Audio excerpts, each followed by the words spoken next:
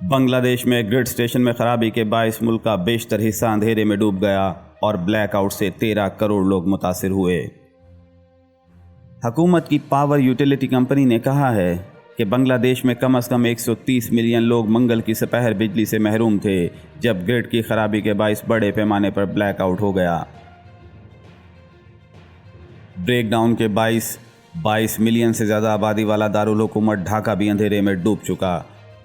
روس کے یوکرین پر حملے کے بعد توانائی کی عالمی قیمتوں میں اضافے کے نتیجے میں بنگلہ دیش کو حالیہ مہینے میں بجلی کے ایک بڑے بحران کا سامنا کرنا پڑا اور اس نے بجلی کے تحفظ کے لیے سروس میں باقاعدہ کٹوتیاں عائد کر دیں، لیکن یہ واضح نہیں کہ منگل کے غیر طے شدہ بلیک آؤٹ کی وجہ کیا ہے، جس نے دوپہر 2 بجے کے فوراً بعد ملک کے 80% سے زیادہ حصے کو متاثر کیا۔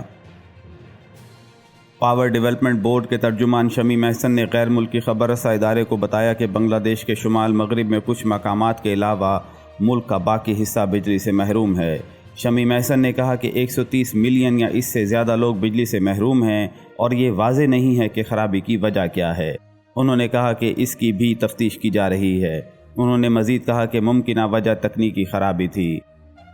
جونیئر ٹیکنالوجی وزیر جنید پالک نے فیس بک پر کہا کہ خرابی کو دور کرنے کی کوشش کی جا رہی ہے اور جلد ہی بجلی بحال ہو جائے گی۔